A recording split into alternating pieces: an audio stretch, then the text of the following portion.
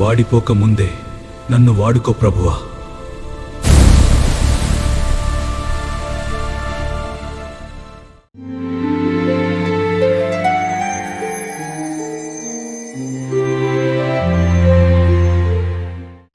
మన ప్రభువును మన రక్షకుడు అయిన యేసుక్రీస్తు నామమున అందరికీ వందనాలు. దేవునికి స్తోత్రములు. ఘనత వహించిన దేవుడు, గొప్ప దేవుడు, ఉన్నతుడు అయిన యేసుక్రీస్తు ప్రభు నామమున అందరికీ వందనాలు.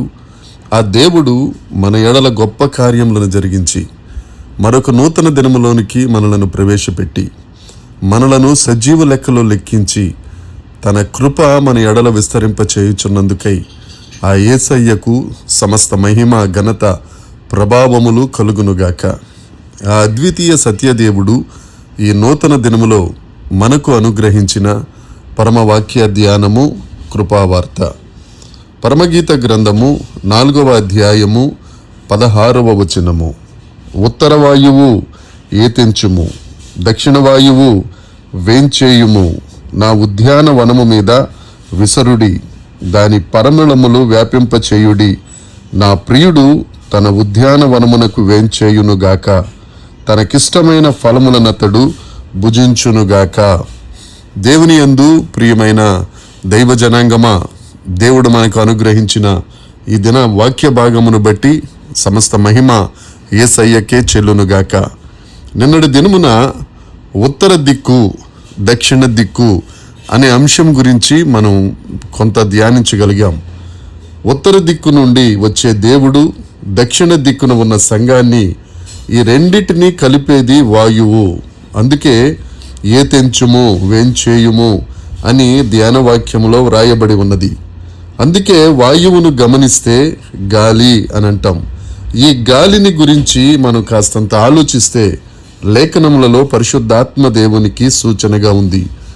యోహాను సువార్త 3వ అధ్యాయము 8వ వచనాన్ని మనం చూడగలిగితే మన ప్రభువు నికోదేముతో మాట్లాడుతూ, గాలి తనకిష్టమైన చాటున విసరగా నీవు దాని శబ్దమును విందువే గాని అది ఎక్కడి నుండి పుట్టునో, ఎక్కడికి ప్రయాణం చేయునో నీకు తెలియదు అని అంటారు. పరిశుద్ధాత్మదేవుడు మనపై విసురుతూ మన యొక్క జీవితంలో నివసిస్తూ, ఆ పరిశుద్ధాత్మదేవుడే సర్వసత్యములోనికి మనల్ని నడిపిస్తూ ఈ రోజు వరకు మన కార్యములను ఆయన సఫలం చేస్తున్నారు. గాలి స్పర్శనిస్తుంది కానీ ఒక వస్తువు వలె కంటితో చూడడానికి అవకాశం లేదు.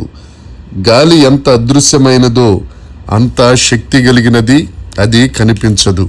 యోహాను సువార్త 4వ అధ్యాయము 16వ వచనము 17వ వచనమును చూస్తే లోకము ఆయనను చూడదు, ఆయనను ఎరుగదు, గనుక ఆయనను పొందుకోలేదు అని ప్రభువే తెలియజేశారు. అనేకులకు ఆయన అగోచరము. అంటే దీని అర్థం పరిశుద్ధాత్మను గురించిన అవగాహన ఈ రోజుల్లో అనేక మంది వ్యక్తులకు లేదు. ఏదైతే అర్థం కాదో, అవగాహన చేసుకోలేమో అలాంటి విషయములను అవగాహనకు తెచ్చుకునే అవకాశం కలిగి ఉండి దైవ సన్నిధిలో ప్రార్థించి కనిపెట్టగలిగితే పరిశుద్ధాత్మను గూర్చిన సత్యం అర్థమవుతుంది. ప్రియమైన వారలారా, ఏది ఏమైనా ఈరోజు పరిశుద్ధాత్మను గోచరముగా దేవుడు మనకుంచారు.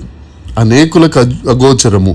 పరిశుద్ధాత్మ అధికారము కింద ఎప్పుడైతే మనం జీవిస్తామో క్రీస్తు యొక్క రాకడ గడియలో ఈ ఆత్మయే మనలను క్రీస్తు ప్రభువుకు అప్పగించే, ఈ ఆత్మయే మనలను క్రీస్తు ప్రభువుతో జత కలిపే ప్రధాన భూపిక పోషిస్తుంది.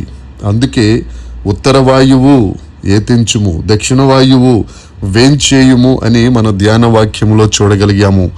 దేవుని యందు ప్రియమైన వారులారా, అనేకులకు అగోచరమైన పరిశుద్ధాత్మ దేవుడు మనము స్పర్శిస్తామే గాని చూడలేని, కనిపించని బలమైన ఆ ఆత్మను పొందుకొనిన వారమై, ఆ పునరుద్ధాన శక్తితో నింపబడిన వారమై, ఆ ఆత్మ అనే సంచె కరువును కలిగిన వారమై, ఆ ఆత్మ అభిషేకము కలిగిన వారమై క్రీస్తు యేసు స్వరూపంలోనికి, పెండ్లె కుమార్తె స్వారూప్యములోనికి, క్రీస్తు సువాసన కలిగిన వారిగా మనం జీవిస్తూ ఆ దేవుడు మధ్యాకాశంలోనికి వచ్చినప్పుడు ఆయనను చేరుకొని ఆయన చెంతలో మనం ఉండి ఆయన సన్నిధిలో సంతోషిస్తూ, బలా నమ్మకమైన మంచి దాసుడా, బడా నమ్మకమైన మంచి దాసురాల అనే స్థాయిలో మనం ఉండునట్లు ఉత్తర వాయువు ఏం చేయుము, దక్షిణ వాయువు ఏ తెంచుము అన్న వాక్య ప్రకారం ఆత్మను పొందుకొనిన వారమై శక్తివంతులముగా సర్వసత్యములోనికి వెళ్ళి ఆ దేవుని చెంతకు చేరు జాబితాలో